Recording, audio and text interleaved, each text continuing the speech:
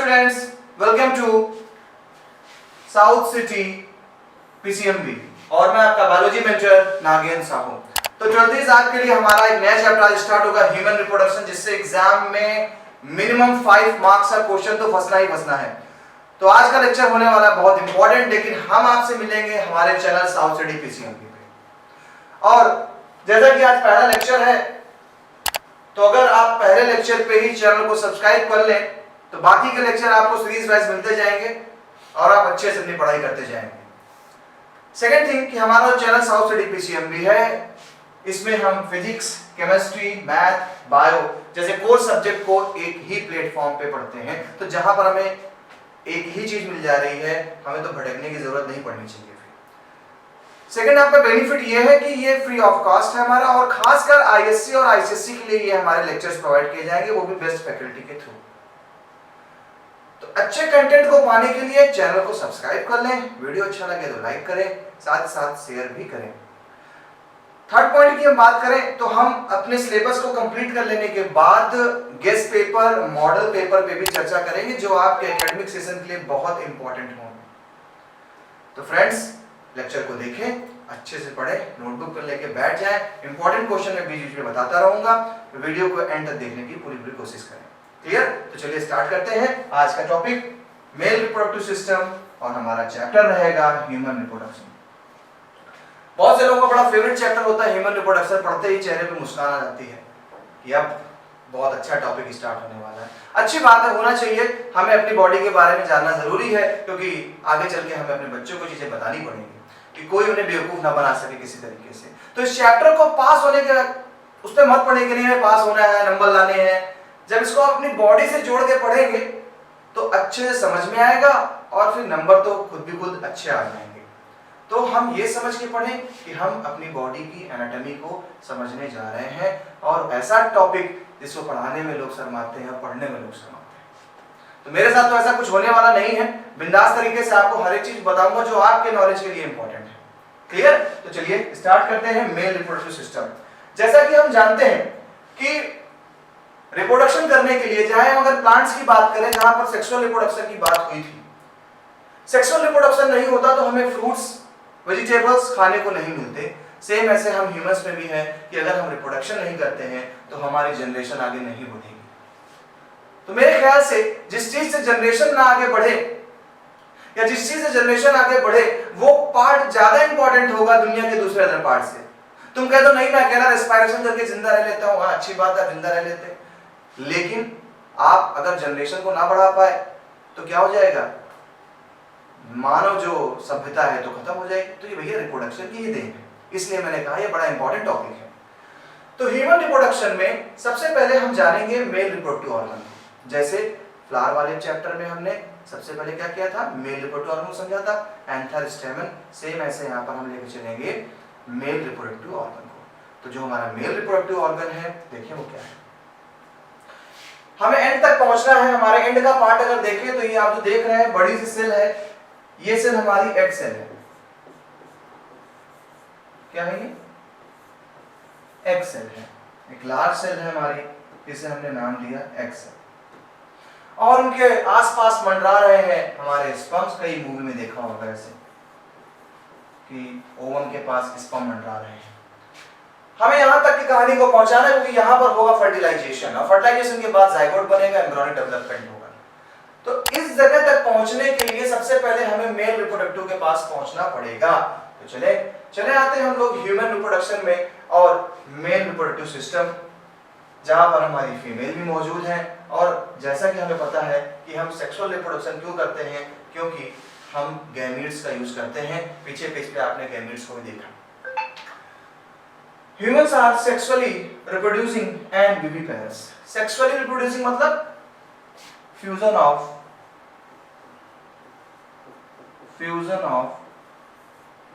male plus female gamete. Fusion of male and female gamete. Viviparous का मतलब क्या होता है? जो बच्चे देते हैं, that's mean baby laying. Baby laying organism को हम एक साइंटिफिकली टर्म देते हैं, और वो साइंटिफिकली टर्म है हमारा विविपैरस। और जो एग लेइंग होते हैं उसे हम क्या बोलेंगे, ओविपेरस। तो विविपेरस होने के कारण हम चलते हैं पढ़ते हैं मेल रिप्रोडक्टिव सिस्टम को। मेल रिप्रोडक्टिव सिस्टम काफी अच्छा खासा टर्म्स है मेल रिप्रोडक्टिव सिस्टम में। तो हमने मेल रिप्रोडक्टिव सिस्टम के पहले 4 पार्ट कर दिए। बेसिकली कई बुक्सें 2 पार्ट से दिखाती है, accessory reproductive organ and necessary glands. ठीक है, तो थोड़ा मैंने इसको एक्सप्लोर कर दिया है। हमने रिप्रोडक्टिव सिस्टम को सबसे पहले पेयर्ड टेस्टिस बनाया, पहला पार्ट ध्यान से देखते हैं। सेकंड है accessory ducts, third accessory glands and the fourth one is external genitalia. तो paired testis, accessory ducts, accessory glands, external genitalia, ये मिलकर के बनाते हैं आपके रिप्रोडक्टिव सिस्टम। पेयर्ड टेस्टिस हमारा मेल रिप्रोडक्टिव ऑर्गन है, क्योंकि स्पर्म के बिना तो बेबी तो हो ही नहीं सकता है, और स्पर्म को बनाने की जो फैक्ट्री लगी हुई है वो आपके टेस्टिस है। अभी टेस्टिस के बारे में चर्चा करेंगे, घबराए नहीं। तो पेयर्ड टेस्टिस क्या है, हमारे वन पेयर टेस्टिस हैं जहां पर स्पर्म का फॉर्मेशन होना है। इसलिए अगर आपसे कभी कोई क्वेश्चन पूछता है कि what is the main reproductive organ of human beings, then your answer will be testis. One pair testis is your male reproductive organ. तो पेयर टेस्टिस में पहुंचे, इसके बाद आ गए एक्सेसरी डक्ट्स। यार अब टेस्टिस में स्पर्म तो बन गया, अब इस टेस्टिस में बना हुआ स्पर्म कहीं जाएगा ना कि डायरेक्ट यहां से बाहर निकल आएगा? तो ऐसा तो है नहीं बाहर निकल आए डायरेक्ट, तो ये यहां से कहीं जाएगा पाइप के थ्रू, और एक स्पेसिफिक प्लेस पे जाना है, वेजाइनल ट्रैक पे जाना है। तो वेजाइनल ट्रैक पे जाने के लिए हमारे पास एक्सेसरी डक्ट्स दिए जाएंगे पहले। तो यहां से हमारे टेस्टिस में स्पर्म बने और स्पर्म इन एक्सेसरी डक्ट्स के थ्रू हमारे पेनिस तक पहुंचेंगे।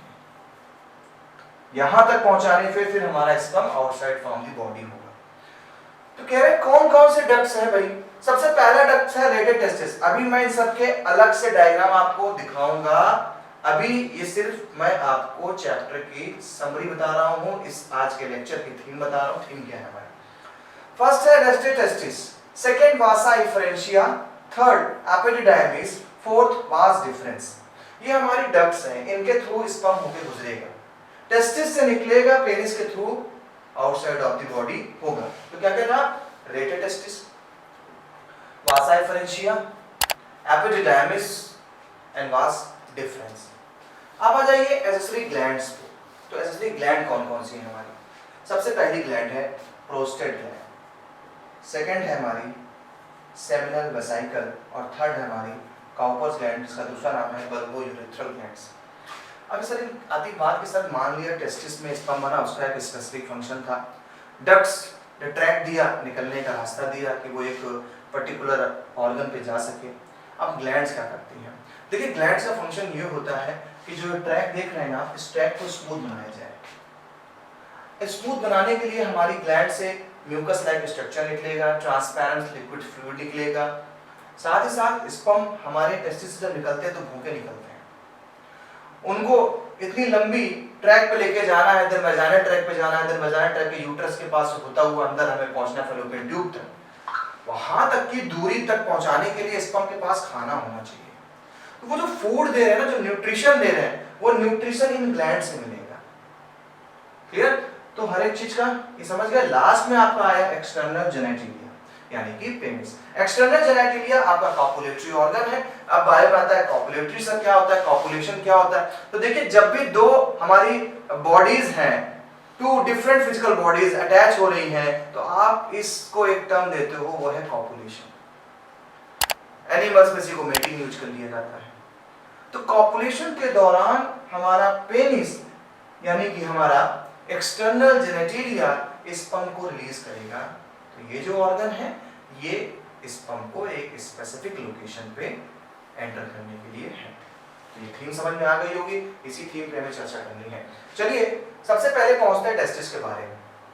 टेस्टिस से बोर्ड बहुत क्वेश्चन पूछता है और उन क्वेश्चन में बता दूं, सबसे पहला क्वेश्चन बोर्ड के लिए बहुत इंपॉर्टेंट है, वो आपको मिलेगा यहाँ से। तो आईएससी का एक क्वेश्चन यहाँ से पुट अप होता है, आईएससी का एक क्वेश्चन इसे कैसे पुट अप। सबसे पहली बात तो आपका जो स्पर्म है, स्पर्म एक मस्कुलर पाउच में बंद होता है, मस्कुलर पाउच, और उस मस्कुलर पाउच को बोलते हैं स्क्रोटम। ये स्क्रोटम आपके टेस्टिस को बॉडी कैविटी से दूर रखता है। बॉडी कैविटी से काफी दूर रहता है, बॉडी का टेम्परेचर अच्छा खासा होता है और स्पर्म बनाने के लिए टेस्टिस को बॉडी से temperature approximately 2 to 3 degree below करना पड़ता है।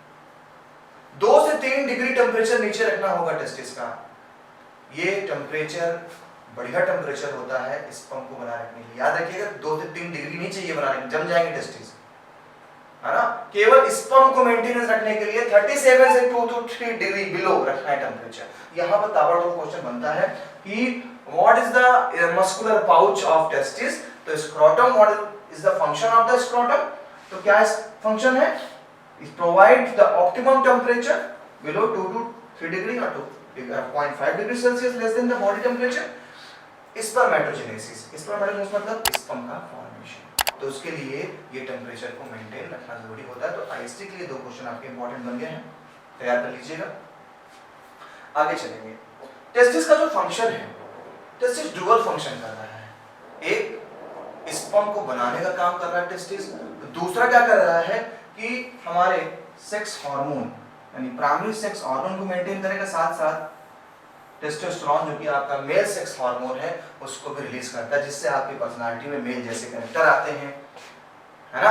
और बॉडी में वैसे फिजिकल चेंजेस होंगे, आपके दाढ़ी मूंछों का आना, आवाज का भारी हो जाना, ये सारी चीजें क्या है, टेस्टोस्टेरोन की देन है।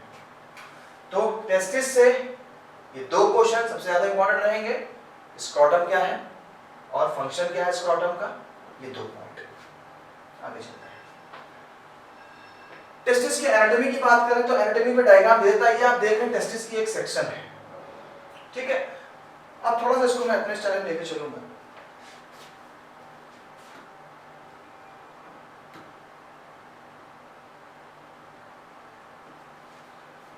अब अगर अपने स्टाइल में लेके चलूं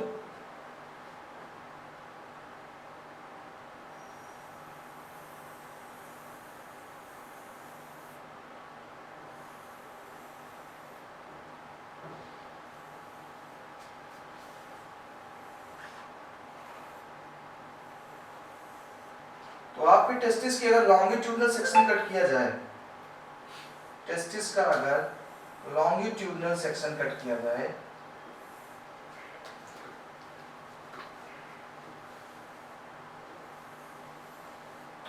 तो आपके टेस्टिस में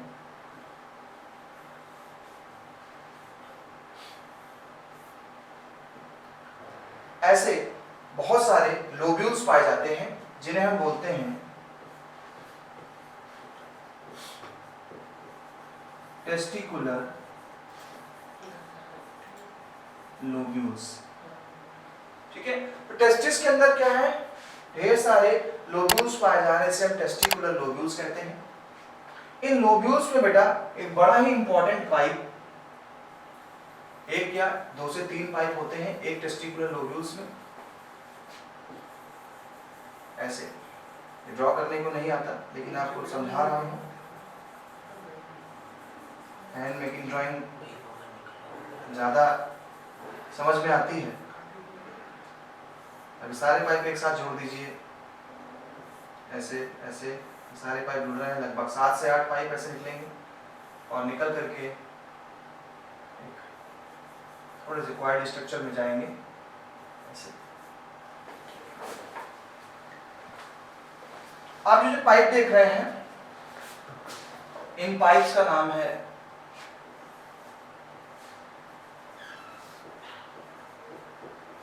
सेमिनिफेरस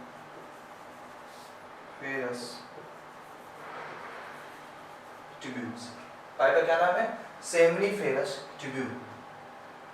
ये जो पाइप आप देख रहे हैं ये है आपके रेटे टेस्टिस, रेटे टेस्टिस। इसके ऊपर जब रेटे टेस्टिस आगे जहां मिल रहे हैं ये आपका है वास रेफरेंस। इसके ऊपर जो आप देख रहे हैं ये है एपिडिडाइमिस, एपिडिडाइमिस, क्लियर।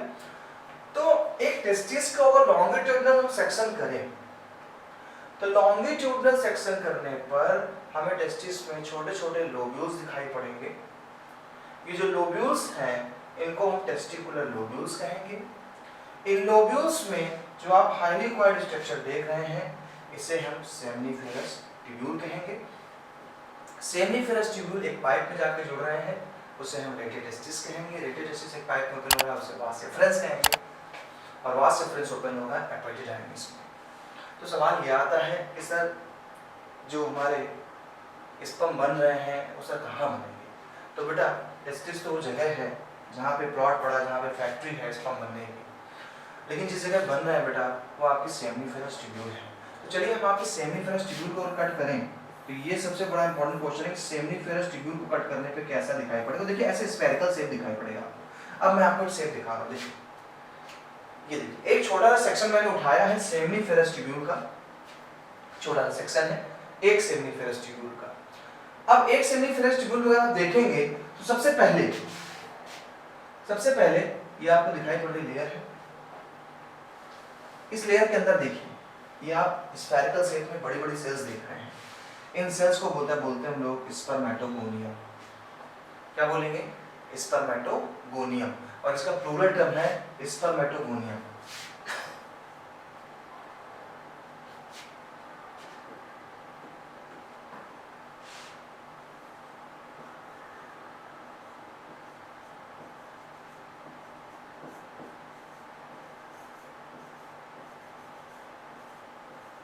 स्पर्मेटोगोनियम इसका क्या है? प्लूरल टर्म है। अब स्पर्मेटोगोनिया से ही डेवलप होंगे हमारे प्राइमरी स्पर्मेटोसाइट, सेकेंडरी, ये तो बाद की थिंग है, ये भी मैं आपको स्पर्मेटोजेनेसिस में बताऊंगा। आपके स्ट्रक्चर देख लीजिए। स्पर्मेटोगोनियम ये आपकी इंटरस्टिशियल टिश्यू है, अंदर सेल्स ऑफ सर्टोली देख रहे हैं। यहाँ पर मैं इसको मार्क कर देता हूँ क्योंकि इससे आपका क्वेश्चन बोर्ड का बनेगा। Cells of Sertoli rod shape की सेल्स होती हैं जो स्पर्म को मैच्योर करने का काम करती हैं। आगे आएंगे तो देखिए स्पर्मेटिड्स मिल रहे हैं आपको, देन स्पर्मेटोजोआ मिलेंगे। ये सारी चीजें देख लीजिए एक सेमनीफेरस ट्यूब्यूल में हो रहा है। एक सेमनीफेरस ट्यूब्यूल को छोटा सेक्शन लिया तो ऐसे दिखाई पड़ रहा है। तो वहां पर जो स्पर्म बन रहे हैं कोई कीड़े मकोड़े नहीं है, ये आपके सेल्स से ही जनरेट हो रहा है। स्पर्म जो सेल्स लगी हुई हैं इन सेल्स से स्पर्म जनरेट हो रहे हैं। ठीक है, चलिए थोड़ी देख लीजिए। लेंथ बेटा आपको लगने की जरूरत नहीं है, लेंथ एग्जाम में नहीं है। देखिए each testis has about 250 testicular lobules, 2 से 50 टेस्टिकुलर लोब्यूल्स। जो ये देख रहे हैं आप, ये वाला लोब्यूल 250 लोब्यूल्स आ रहे हैं यहाँ पर। ठीक है, फिर क्या कह रहा है? Each lobules contain 1 to 3 quite seminiferous tubule, जैसा कि मैंने बता दिया था। Seminiferous tubule is lined internally with spermatogenic cells, spermatogonia और male germ cells, sertoli cell, supporting cells है। तो ये क्वेश्चन आपको याद रखना। सर्टोली सेल्स पाई कहाँ जा रही है? तो in the seminiferous tubule. Function क्या है? सपोर्टिंग सेल्स होती है हमारे। पहली बात तो सेमनीफेरस ट्यूब्यूल को सपोर्ट देंगे, साथ ही साथ ये स्पर्म को मैच्योर करने में भी हेल्प करती है। क्वेश्चन नोट कर लीजिए। What is the function of cells of Sertoli? Second, what is the location of cells of Sertoli? दो चीजों को पकड़ के रखना है, location and function. Sertoli cells give shape, answer आपको मिल गया यहीं पे। Sertoli cell give shape and nourishment to developing spermatogonia. Developing spermatogonia को नरिशमेंट देती हैं। बात याद है? क्लियर? चलिए नोट कर लीजिए 2 पॉइंट।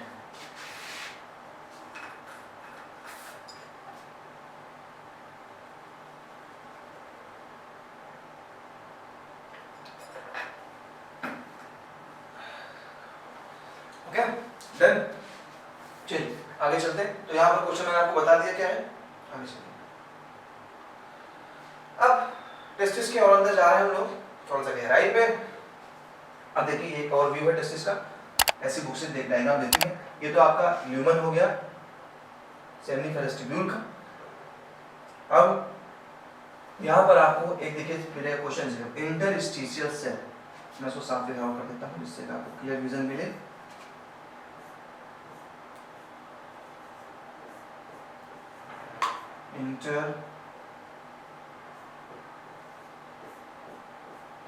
इंटरस्टिशियल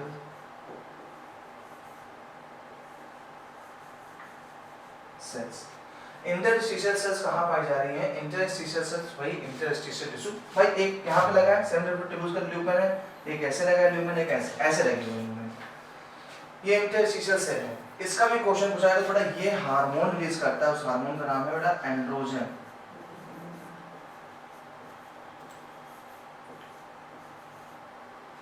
क्या रिलीज, कौन सा हार्मोन रिलीज कर रहा है? एंड्रोजन हार्मोन रिलीज कर रहा है, जो भी आपने पढ़ा है एस्ट्रोजन एंड्रोजन, ये सॉरी टेस्टोस्टेरोन। ठीक है, तो ये मेल हार्मोन्स होते हैं जो स्पर्मेटोजेनेसिस यानी फॉर्मेशन ऑफ स्पर्म को बढ़ावा देते हैं कि स्पर्म का फॉर्मेशन हो। इसी बेटा इंटरस्टिशियल सेल का दूसरा नाम मिलेगा यहाँ पर आपको लीडिंग सेल्स। तो लीडिंग सेल से इंटरस्टिशियल सेल है, तो Leydig cell secrete testicular hormones, example androgens. Clear? कौन सा हार्मोन रिलीज कर रही है? Androgen, test androgen. और इनका फंक्शन क्या बताया मैंने, तो देखिए यहीं पर 3-4 क्वेश्चन बता दे रहा हूं आपको, 3-4 क्वेश्चन यही में हमारे समझ गए। सबसे पहले स्क्रोटम, स्क्रोटम का function, then Leydig cells, then cells of Sertoli, 4 topic. इनसे क्वेश्चन फंसते हैं, इसमें जरूर फंसेंगे एग्जाम में। अब एसेसरी डक्ट्स पे आ जाएंगे। जब हम डक्ट्स पे पहुंचे तो सबसे पहली डक्ट्स आपको मिलती है, क्योंकि डक्ट की बात आ गई तो अगर देखें सेमिनिफेरस ट्यूब्यूल से जैसे ही बना, सबसे पहले चीजें कहाँ जाएंगी? रेटे टेस्टिस पे। तो देखिए इरेगुलर कैविटीज दिखाई पड़ रही हैं आपको, ये जो इरेगुलर कैविटीज दिखाई पड़ रही हैं ये कैविटीज रेटे टेस्टिस है। इरेगुलर कैविटीज रेटे टेस्टिस हैं। ये देखिए इरेगुलर कैविटीज क्या है? रेटे testis.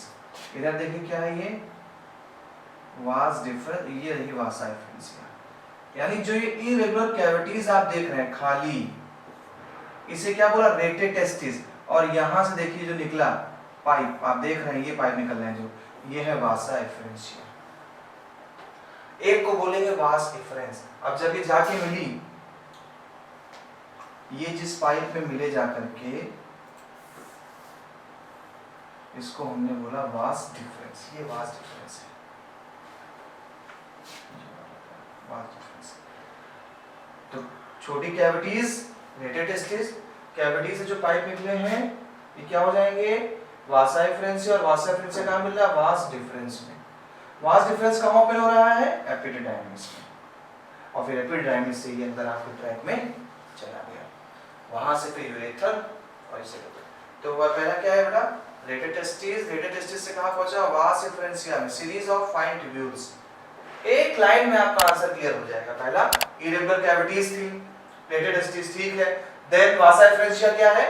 Series of fine tubules. ये जो फाइन ट्यूब्यूल्स निकली सीरीज है, इसको बोला हमने क्या? वासा एफरेंसिया। देन एपिडिडाइमिस और देन डिफरेंस। याद रखना बेटा, वास डिफरेंस ये है, लाइन में कंफ्यूज मत होइएगा, काफी थोड़ा सा डायग्राम ऐसा हो गया, लेकिन ये हमारा देखिए ये जो पाइप है, ये पाइप हमारा क्या है? Vas deferens. यानी एपिडिडाइमिस के बाद इसको हम कहाँ जाएंगे? वास डिफरेंस में। और वास डिफरेंस के बाद यूरेटर, उधर से बॉडी से बाहर। हाँ, तो ये ट्रैक है। इस ट्रैक पे क्वेश्चन आपसे पूछेगा फंक्शन ऑफ इस एपिडिडाइमिस, यही क्वेश्चन कर पूछ सकता है, बाकी और क्वेश्चन नहीं पूछेगा। तो आईएससी में आपके क्वेश्चन बनता है फंक्शन ऑफ एपिडिडाइमिस, तो आप लिखेंगे stores sperm temporary. Temporary sperm को स्टोर कर रहा है और मौका पड़ते ही स्पर्म को रिलीज करेगा।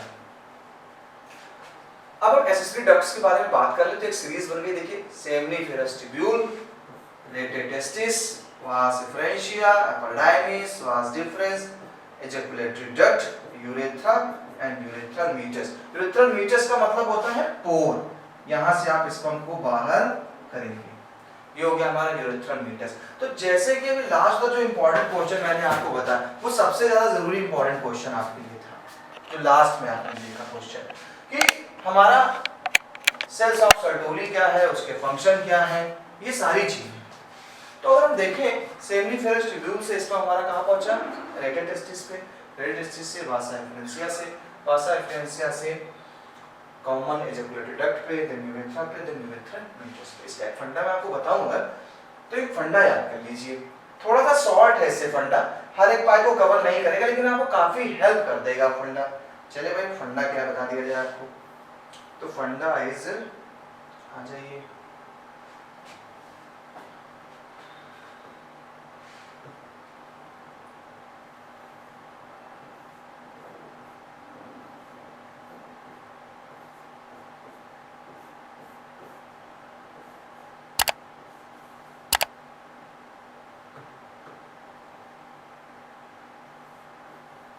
S for seminiferous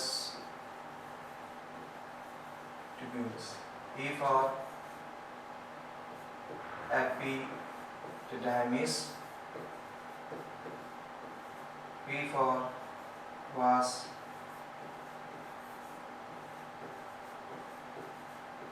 deferens. E for ejaculatory duct. N से हमारे फंडे तक है, इसको ले रखें. U से यूरेथ्रा, P से पेनिस. यानी seminiferous tubule, epididymis, then vas deferens, then ejaculatory duct, then urethra, then penis. तो ये एक डक्ट का सिस्टम है. तो आप अगर ये फंडा पढ़ सके, 7 का फंडा है भाई, अच्छा फंडा है, पढ़ सकते हैं. 7 कोडिंग आती थी 7, वही है 7. तो 7 of seminiferous tubules, epididymis, vas deferens, ejaculatory duct, then urethra, then penis. Okay, तो ये फंडा अपने दिमाग पे रखिएगा. अच्छा फंडा है, कर लेंगे अच्छे से, सॉल्व कर लेंगे.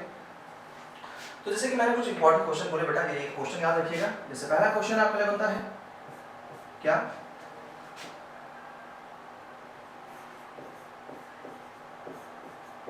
Location of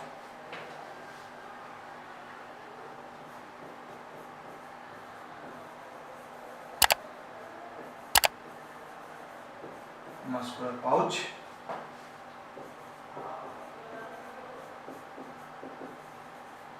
function of scrotum,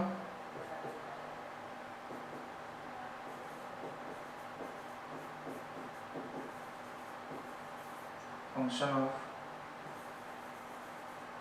cells of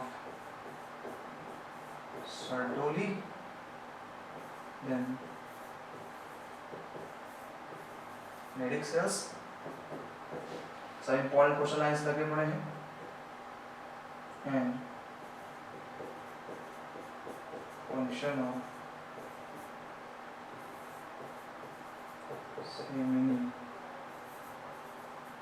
seminiferous tubules. seminiferous tubules आपकी जो होती हैं, ये seminiferous tubules आपको पता है यहाँ पर क्या बन रहे थे, स्पर्म का फॉर्मेशन हो रहा था seminiferous tubules, है ना, यही था. तो चलिए ये फंक्शन ऑफ क्वेश्चन आपके लिए इंपॉर्टेंट है. इन क्वेश्चन के साथ साथ अब हम आपसे अलविदा लेते हैं आज के लेक्चर के लिए, जहां पर हमने मेल रिप्रोडक्टिव सिस्टम को पढ़ा और सारे क्वेश्चंस मैंने इंपॉर्टेंट आपको बताया था. जैसे मैंने लेक्चर के स्टार्टिंग बोल दिया था कि बेटा ये क्वेश्चन आपके हैं. तो सारे क्वेश्चंस को अच्छे से पढ़ें, वीडियो को पॉज करके पढ़ें और ऐसे ही हमारे साथ वीडियो के एंड तक रहें, जिससे कि लेक्चर्स आपको पूरे मिलते हैं. तो चलिए मुलाकात करेंगे नेक्स्ट क्लास में एक नए लेक्चर के साथ. तब तक के लिए बाय बाय.